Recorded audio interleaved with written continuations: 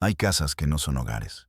Son tumbas, tumbas blanqueadas, con jardines perfectos y puertas de hierro forjado. Vistas desde afuera, son un símbolo de éxito, de poder, de prestigio. Pero por dentro guardan un silencio que grita, un silencio denso, pesado, un silencio que se alimenta del dolor de los inocentes. Hoy vamos a hablar de una de esas casas, la Mansión de la Rocha, conocida por todos en la Ciudad de México como la Casa Blanca de Chapultepec. Una fortaleza de muros impecables que durante décadas ocultó un secreto tan oscuro que quema la garganta, un secreto de incesto, de abuso ritualizado, de la perversión de los niños bien, protegida por el dinero y el apellido. Esta no es una historia de monstruos que se esconden en las sombras. Es la historia de monstruos que viven a plena luz del día, que sonríen en las páginas de sociales, que donan a la caridad y que al volver a casa destruyen el alma de sus propios hijos. Yo soy Mateo del Valle y esto es Realidad Prohibida. Antes de empezar, quiero pedirte algo. Esto que vas a escuchar es difícil. Te va a incomodar. Te va a enfurecer. Si crees que la verdad, por más dolorosa que sea, debe ser contada, suscríbete. Únete a esta comunidad que se niega a mirar hacia otro lado. Porque el silencio es el cómplice perfecto del horror. Y hoy vamos a romper ese silencio. La historia no empieza con un grito. Empieza con un susurro, con una nota disonante en una sinfonía de opulencia. La persona que escuchó esa nota se llama Sofía. Sofía era una periodista joven, demasiado idealista para su propio bien. Cubría eventos de sociedad para una revista que ya nadie leía. Noches de canapés insípidos y sonrisas falsas. Noches de conversaciones vacías sobre yates y viajes a Europa. Una de esas noches, en una gala benéfica, lo oyó. Un comentario ahogado en whisky caro. Un hombre mayor, con la corbata floja, le decía a otro: «Los de la Rocha, siempre tan perfectos. Pero esos niños tienen la mirada vacía. Sus juegos son extraños». El otro hombre lo silenció con un gesto, una mirada de pánico. «No hables de eso aquí, ni en ningún lado». La conversación murió. Pero la frase se quedó clavada en la mente de Sofía. Juegos extraños. La mirada vacía. No era nada. Probablemente solo el veneno de la envidia. Pero Sofía no pudo olvidarlo. Empezó a buscar archivos de periódicos, revistas de sociedad, fotografías de los de la Rocha en eventos públicos. Augusto de la Rocha, el patriarca. La mirada de acero. La sonrisa que no llegaba a los ojos. Isabel, su esposa, una belleza de porcelana, siempre un paso detrás de su marido. Etérea, distante, y los niños, Leticia y Javier. En cada foto era lo mismo. Ropa impecable, peinados perfectos, y los ojos, unos ojos que no eran de niño. Unos ojos que parecían mirar a través de la cámara hacia un lugar lejano y oscuro. No había brillo, no había travesura, solo un abismo. Sofía sintió un escalofrío. Era como ver retratos de muñecos, hermosos y sin vida. Siguió cavando. Habló con ex empleados de la mansión, jardineros, chóferes, cocineras. La mayoría se negaba a hablar. El nombre de la Rocha cerraba bocas. Inspiraba un miedo reverencial, hasta que encontró a Amalia, una anciana que había sido niñera en la casa hacía más de 10 años. Vivía en un pequeño cuarto de azotea, en la colonia Doctores. Un mundo de distancia de los lujos de Chapultepec. Amalia temblaba al escuchar el nombre de la familia. «No puedo, señorita. No debo». Sofía no insistió. No ofreció dinero. Solo se sentó con ella. Le llevó pan dulce. La escuchó hablar de sus nietos, de sus dolores de espalda, de la soledad. Durante 3 visitas, no mencionó a los de la Rocha. En la 4ª visita, Amalia habló. Su voz era un hilo. Esa casa no está bien. Pasan cosas por la noche. ¿Qué cosas, Amalia? La anciana negó con la cabeza. Las lágrimas corrían por sus arrugas. No se ven, se sienten, el aire es pesado. Hizo una pausa, como si buscara las palabras. Escuche el piano, señorita. ¿El piano? Sí, la niña, Leticia, toca el piano, pero no es música de niños. Es el sonido del dolor. Si escucha con atención, la música se lo contará todo. Amalia no dijo más. Le suplicó a Sofía que no volviera, que se olvidara del tema. Esa gente es dueña de todo, hasta de la verdad. Sofía no se olvidó. La frase de Amalia se convirtió en una obsesión. La música se lo contará todo. Consiguió un pequeño departamento para rentar en un edificio contiguo a la parte trasera de la mansión. Un lugar con una ventana que daba al jardín de los de la Rocha. Esperó. Durante días solo hubo silencio. El sonido de los jardineros, el ladrido lejano de un perro. Y entonces, una tarde, lo escuchó. El piano. No era Mozart. No era Bach. Era una melodía caótica, disonante, notas agudas que sonaban como un grito ahogado, acordes graves que retumbaban como una amenaza. No había estructura, no había armonía, solo una expresión pura, brutal, de angustia. Era la pieza musical más triste y aterradora que Sofía había escuchado en su vida. La música se detenía de golpe y luego volvía a empezar, una y otra vez. El mismo lamento fragmentado. Sofía se quedó junto a la ventana, paralizada. El aire de su propio cuarto se sentía frío. Podía sentir el dolor de esa música en sus propios huesos. Era el sonido de un alma rota. Sabía que tenía que ir más allá. Consiguió entrar a la casa. Se hizo pasar por una organizadora de eventos que buscaba locaciones para una gala. Una mentira frágil. Pero funcionó. La recibió un mayordomo con guantes blancos y una mirada impenetrable. La casa por dentro era aún más fría que por fuera. Mármol pulido que reflejaba la luz como un espejo helado. Muebles antiguos que parecían no haber sido tocados nunca. Un silencio de museo. Y un olor. Una mezcla extraña de cera para pisos, ambientador de lavanda y algo más. Algo metálico. Sutil. Como el olor a sangre vieja. Sofía sintió una náusea repentina. El corazón le latía con fuerza en la garganta. Mientras el mayordomo le mostraba el salón principal, ella vio a Leticia. La niña estaba sentada al piano de cola que dominaba la estancia. Tenía unos 12 años. Usaba un vestido blanco, inmaculado. No levantó la vista. Sus dedos se movían sobre las teclas, pero no producían sonido. Estaba tocando en silencio. Sofía vio entonces a Javier, el hermano menor. Estaba en un rincón, en el suelo. Tenía una caja de soldados de plomo, pero no jugaba a la guerra. Metódicamente tomaba a un soldado, le rompía una pierna o un brazo y lo volvía a colocar en la caja, uno por uno, sin expresión en el rostro. Un acto de destrucción silenciosa y ordenada. Sofía sintió que el aire le faltaba. Quería gritar. Quería tomar a esos niños y salir corriendo de allí. Pero se quedó quieta. Su pulso era un tambor en sus oídos. El mayordomo la guió fuera del salón. Los niños son muy tranquilos, dijo él, con un tono que no admitía preguntas.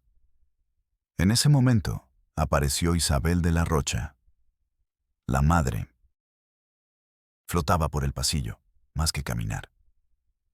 ¿Todo en orden, Ricardo?, le preguntó al mayordomo. Su voz era suave, melodiosa y completamente vacía de emoción. Le dedicó a Sofía una sonrisa que no tocó sus ojos. Espero que nuestra casa sea de su agrado. La mirada de Isabel se posó en Sofía por un segundo. Y en ese segundo, Sofía sintió que la había visto. Que había visto a través de su mentira. Que sabía exactamente por qué estaba allí. Y no le importaba. Esa indiferencia era más aterradora que cualquier amenaza. Sofía salió de la mansión sintiéndose sucia, contaminada. El sol de la tarde le pareció obsceno, demasiado brillante para el horror que acababa de presenciar. La imagen de Javier rompiendo los soldados, la imagen de Leticia tocando un piano mudo, la melodía disonante que había escuchado días antes. Todo encajó. No eran juegos extraños, eran representaciones, metáforas del abuso que estaban sufriendo. Leticia no tocaba música, tocaba su dolor. Javier no rompía juguetes. Se rompía a sí mismo, una y otra vez. El horror tenía un nombre. Y vivía en una casa blanca en Chapultepec. Sofía consiguió hablar con un ex tutor de los niños, un joven que había sido despedido sin explicación. Al principio, se negó. Pero Sofía le describió lo que había visto. El piano mudo. Los soldados rotos. El joven palideció. Pensé que estaba loco, susurró. Pensé que lo estaba imaginando. Y entonces le contó. Le contó de las ceremonias. Así las llamaba el padre, Augusto de la Rocha. Ocurrían una vez al mes. Los niños debían usar ropa blanca. Se les prohibía hablar durante todo el día. El padre les decía que era un ritual sagrado, para mantener la pureza de la línea de sangre. Les leía pasajes de textos antiguos y esotéricos sobre la unión familiar. La madre, Isabel, preparaba el escenario. Encendía velas, ponía incienso. Y luego, el tutor no pudo continuar. Se cubrió la cara con las manos. Los llevaba a su habitación. Primero a Leticia, luego a Javier. La madre esperaba afuera, rezando. El silencio en la cafetería donde estaban era absoluto. El ruido de las tazas y las conversaciones se había desvanecido. Solo quedaba el eco de esas palabras. Rezando. Sofía sintió el sabor metálico del miedo en su boca. Un frío que nacía en el estómago y se extendía por todo su cuerpo. Era peor de lo que había imaginado. No era un simple acto de violencia. Era un sistema, una teología retorcida creada por un monstruo para justificar sus crímenes. Una locura compartida, donde la madre era la suma sacerdotisa y los niños, los sacrificios. Para entender la raíz de esta perversión, Sofía tuvo que investigar el pasado. El linaje de los de la Rocha. Descubrió que no eran simplemente ricos, eran una estirpe, casi una casa real mexicana. Su fortuna se había forjado en el siglo XIX. Tierras, minas, poder político. Y con el poder vino una arrogancia endogámica. Una creencia casi feudal en la superioridad de su propia sangre. Augusto de la Rocha no era el primero. Era el heredero de una tradición de aislamiento y control. Su abuelo se había casado con su prima hermana. Su padre había mantenido a su familia en un estado de aislamiento casi total del mundo exterior. El poder no era dinero, era control. Control sobre la sangre, sobre el futuro, sobre los cuerpos de sus propios hijos. Augusto había absorbido esta ideología desde la cuna. Para él, el mundo exterior era impuro, contaminado. Solo dentro de los muros de su casa, dentro de los lazos de su propia sangre, se podía preservar la esencia de los de la Rocha. El incesto no era una perversión. En su mente retorcida, era un acto de purificación, un deber sagrado. Isabel, la madre, no pertenecía a este linaje. Era la hija de una familia aristocrática venida a menos. Su belleza fue su boleto de entrada al mundo de los de la Rocha. Y también su condena. Se casó con Augusto para salvar a su propia familia de la ruina. Se convirtió en una prisionera en una jaula de oro. Al principio, quizás, luchó. Pero la voluntad de Augusto era de hierro. Su poder, absoluto. Y con el tiempo, la prisionera se convirtió en carcelera. Adoptó la locura de su esposo como una forma de supervivencia. Participar en el ritual no era solo complicidad. Era su única forma de tener un rol, un propósito, en ese universo cerrado.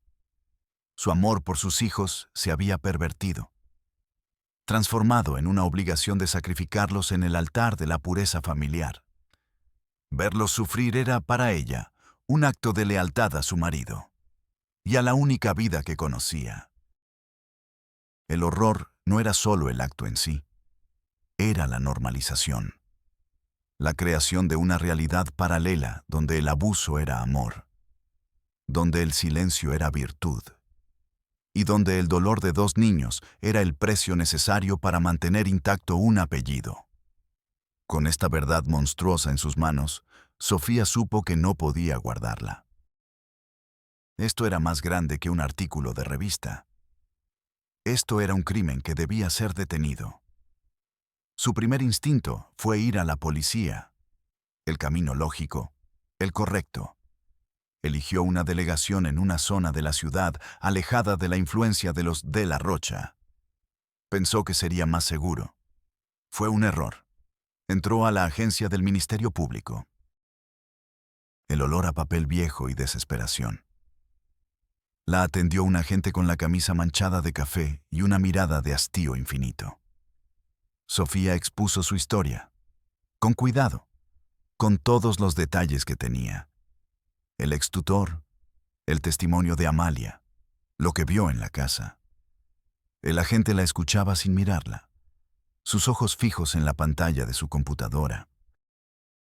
Cuando Sofía terminó, hubo un largo silencio. El agente tecleó algo, luego la miró por primera vez. ¿El apellido es de la Rocha? ¿Augusto de la Rocha, el de Grupo Industrial del Valle? Sí, dijo Sofía. La expresión del agente cambió. No era miedo, era fastidio, como si Sofía le hubiera traído un problema que no quería. Mire, señorita, dijo bajando la voz, aprecio su civismo, pero usted no tiene pruebas, solo dichos, testimonios de gente que ya ni trabaja ahí. Tengo al tutor dispuesto a declarar, insistió Sofía. El agente suspiró, un suspiro largo, teatral. ¿Y quién es él contra Augusto de la Rocha? ¿Sabe la cantidad de abogados que tiene ese hombre? Van a destruir a su testigo, y a usted de paso. Se reclinó en su silla, que rechinó en señal de protesta. Le voy a dar un consejo de amigo. Olvídese de esto. Hay batallas que no se pueden ganar, y esta es una de ellas. No se meta en problemas.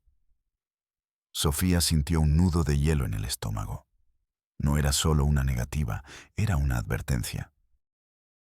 El sistema no estaba diseñado para enfrentarse a gente como los de la Rocha. Estaba diseñado para protegerlos. Salió de la agencia sintiendo el peso de la impotencia. Las paredes grises del edificio parecían burlarse de ella. El ruido de la ciudad era un estruendo sordo. Sus manos temblaban, no de miedo, de rabia.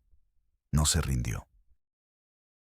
Si la policía no actuaba, quizá las instituciones de protección a la infancia lo harían. Consiguió una cita en el DIF, el Sistema para el Desarrollo Integral de la Familia. Se preparó mejor. Llevó un expediente, notas detalladas, transcripciones de sus conversaciones, una cronología de los hechos. La recibió una funcionaria en una oficina impecable.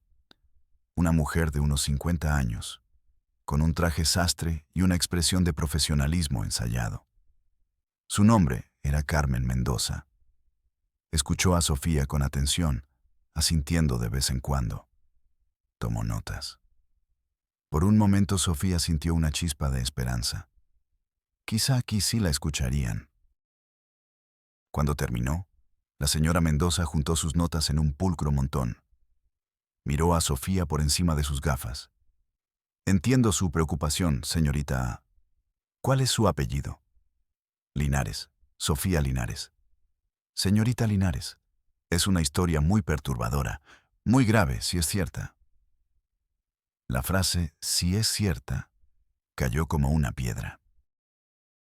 Pero, continuó la funcionaria, nuestros protocolos son muy claros. No podemos iniciar una investigación basándonos en denuncias de terceros. Necesitaríamos que un familiar directo o las propias víctimas presentaran la queja. «Son niños», exclamó Sofía, perdiendo la compostura. «Están aterrorizados. Su madre es cómplice». ¿Cómo van a denunciar? La señora Mendoza no se inmutó. Su calma era una pared de hielo. Comprendo su frustración. Pero la ley nos ata de manos. Actuar sin una base sólida podría ser contraproducente. Podríamos ser demandados por daño moral. La familia de la Rocha es muy litigiosa. Otra vez el apellido. El apellido que era un escudo, un arma, un salvoconducto. Entonces, ¿no van a hacer nada?, preguntó Sofía, su voz apenas un susurro. Lo que le sugiero es que siga investigando. Si consigue una prueba contundente, una grabación, un documento, algo irrefutable, entonces vuelva a vernos. Mientras tanto, no podemos hacer más que archivar su testimonio. Archivar. La palabra resonó en la cabeza de Sofía. El horror no se investigaba, se archivaba, se convertía en un papel más en un cajón olvidado. Salió de esa oficina sintiendo que se ahogaba. El aire acondicionado del edificio era gélido. Se sentó en una banca del pasillo, tratando de respirar. La burocracia era un monstruo más sutil, pero igual de letal. Un monstruo de formas, de protocolos, de excusas. Un monstruo que protegía a los verdugos y abandonaba a las víctimas en nombre del procedimiento correcto. Solo le quedaba una opción oficial: la Comisión Nacional de los Derechos Humanos, el último recurso. La conciencia moral de la nación, o eso quería creer. Logró una entrevista con un visitador adjunto, un hombre joven, con traje y una ambición palpable. Esta vez, Sofía fue directa, agresiva. Puso el expediente sobre la mesa. Esto es tortura, es esclavitud. Está pasando ahora en una de las zonas más ricas de esta ciudad. Y nadie hace nada. El visitador hojeó los papeles con desinterés. Bostezó. Un bostezo rápido, que intentó disimular. Pero Sofía lo vio. Y ese bostezo fue más insultante que cualquier negativa. «Señorita Linares», dijo el hombre con el tono de quien le habla a un niño. «Su causa es noble, de verdad. Pero la comisión no es una agencia de investigación policial. Nuestro mandato es supervisar a las autoridades, no actuar directamente. Pero las autoridades no actúan. La policía y el DIF se niegan a intervenir. Entonces debería presentar una queja contra esas instituciones por omisión. Llene el formato C-34. Lo analizaremos y emitiremos una recomendación en... Bueno, el proceso puede tardar unos meses. O años». Sofía lo miró, incrédula. Estaba atrapada en un laberinto de cinismo. Cada puerta la llevaba a otra oficina, a otro formulario, a otra excusa. Fue entonces cuando el visitador le dio el golpe de gracia. Con la mirada perdida en su monitor, dijo la frase que lo resumía todo. «Mire, señorita, si usted tuviera pruebas, digamos, de que los niños van a ser sacados del país o que han desaparecido, la situación cambiaría. Ahora mismo, Esto es un caso de presunto abuso intrafamiliar. Pero si desaparecieran, se convertiría en un caso de personas desaparecidas. Eso le corresponde a otra dependencia, a la Fiscalía Especializada. Tendría que llenar el formato 2B. El sistema no buscaba justicia.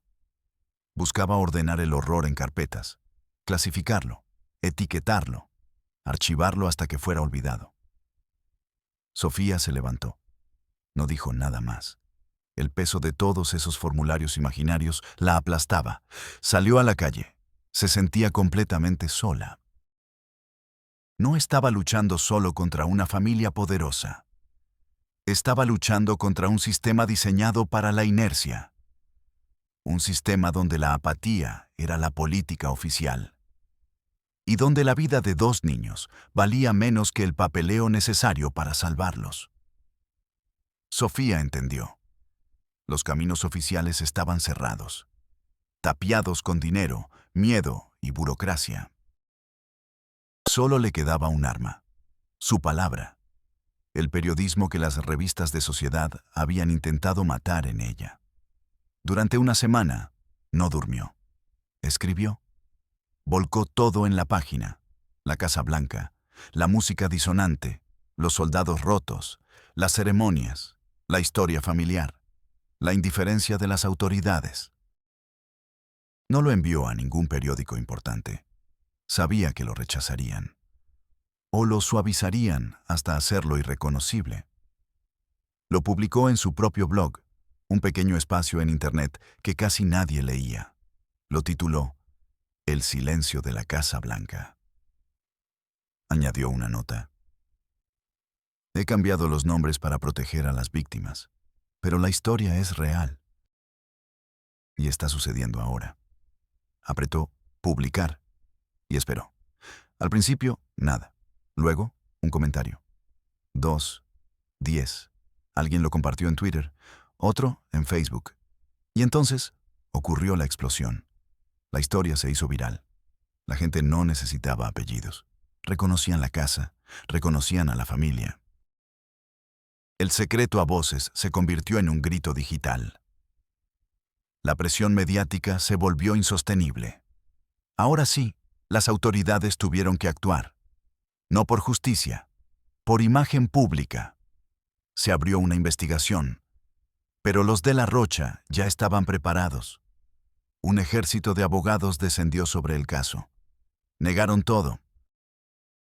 Pintaron a Sofía como una periodista sensacionalista y resentida. Demandaron a todo aquel que compartió la historia. El ex tutor se retractó de su testimonio, aterrorizado. Amalia desapareció. Su familia dijo que se había ido a su pueblo. Nadie la volvió a ver. Los niños fueron sacados de la casa.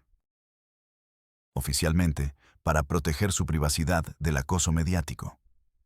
Fueron enviados a un internado en Suiza, lejos de cualquier posible investigación. El caso se estancó y lentamente se enfrió. El sistema, al final, ganó. La Casa Blanca de Chapultepec sigue ahí, impecable, silenciosa. Augusto e Isabel de la Rocha siguen apareciendo en eventos de caridad. Sus sonrisas son las mismas, vacías. Sofía perdió su trabajo, enfrentó demandas, fue marginada. Pero no se arrepiente, porque por un breve momento rompió el silencio y obligó a todo un país a escuchar la música horrible que salía de esa casa. La verdad no siempre libera. A veces, solo nos muestra el tamaño y la fortaleza de la jaula. La historia de Leticia y Javier no tuvo un final feliz.